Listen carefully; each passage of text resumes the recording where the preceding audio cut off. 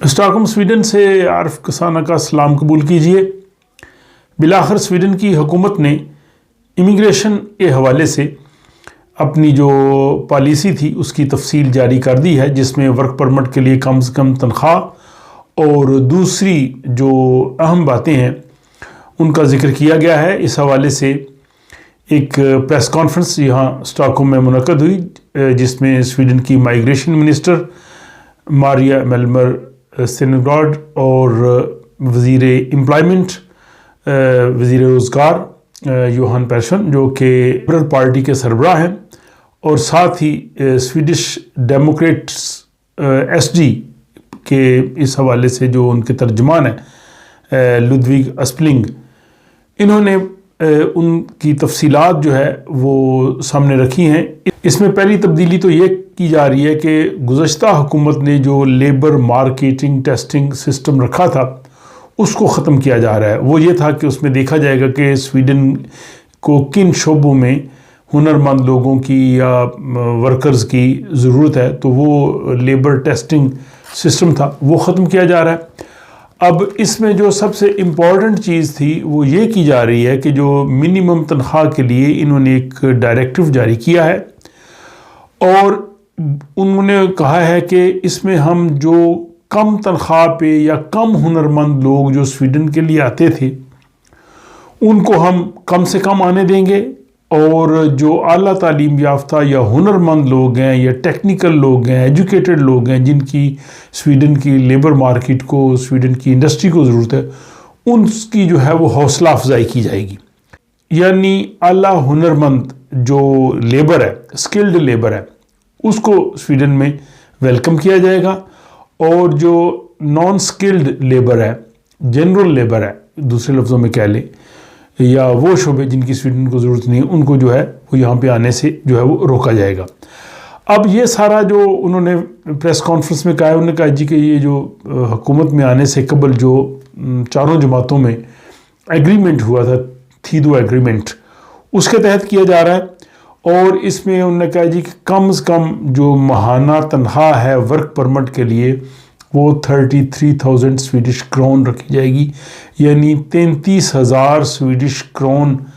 तनख्वाह जो है जिस जॉब की होगी उसके लिए वर्क परमिट जो है वो जारी हो सकेगा। और ये नॉन यूरोपियन लोगों के लिए, जो ईयू के बाहर के ममालिक से आने वाले हैं, ये उनके लिए शर्त है। अब इसका हतमी फ़ैसला जो है वो अभी नहीं हुआ। इसके हतमी फ़ैसले के लिए 1 जनवरी 2024 तक एक इंक्वायरी रिपोर्ट जो है वो आएगी और इसके बाद हतमी फ़ैसला होगा। लेकिन इसमें ये कहा गया है कि कुछ ऐसे शोबे होंगे जिनको इस्तिस्ना दिया जाएगा, यानी ऐसे बाज़ मुलाजमतें जिनके लिए तनख्वाह जो है वो 33,000 स्वीडिश क्रोन से कम होगी, उनको स्पेशल जो है वो परमिशन मिल सकती है। अब इसमें यह भी कहा गया है कि जो लोग वर्क परमिट के प्रोसेस में होंगे या वो लोग जो नया कानून बनने से कबल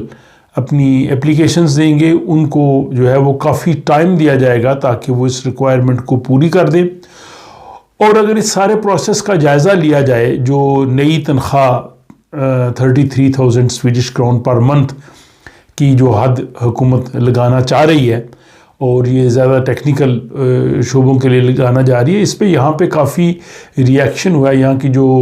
इंडस्ट्री है,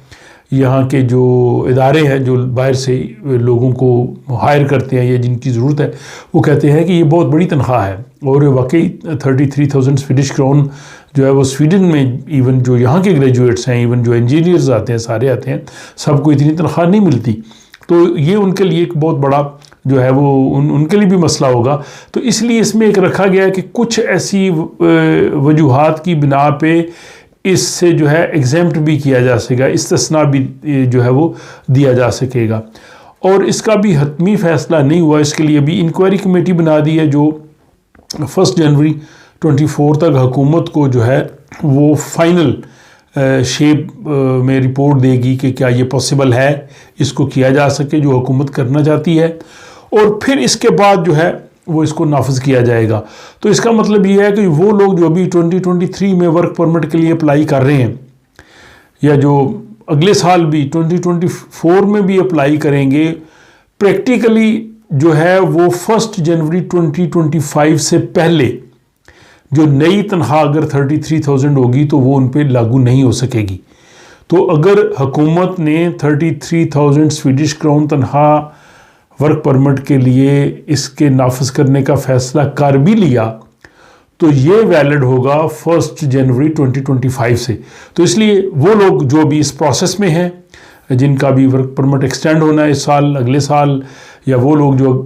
ابھی یہاں آنے کے بعد اگلے سال میں ورک پرمٹ کے لیے اپلائی کرنا چاہیں گے، تو میرے خیال میں ان کو ابھی پریشان نہیں ہونا چاہیے۔ یہ سخت رولز جو ہیں وہ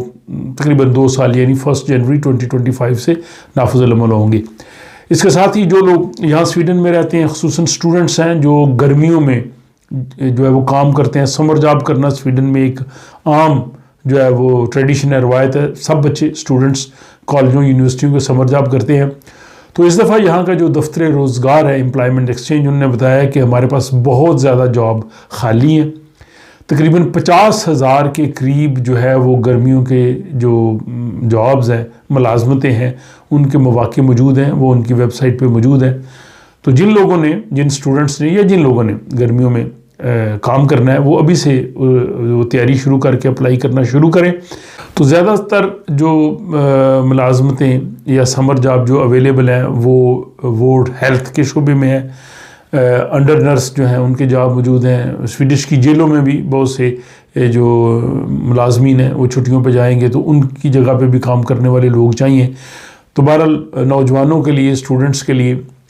گرمیوں میں جاب کرنے والے لوگوں کے لیے یہ ایک خوشائند خبر ہے کہ وہ ابھی سے دفتر روزگار آربس فار میڈلنگ کی ویب سائٹ پہ جا کے سمر جابز کے لیے اپلائی کر سکتے ہیں۔ تو یہ یہاں کی اس وقت کی جو اپڈیٹس تھیں جو آپ کی خدمت میں پیش کی ہیں۔ اپنا خیال رکھیے گا اور مجھے اجازت دیجیے۔ خدا حافظ۔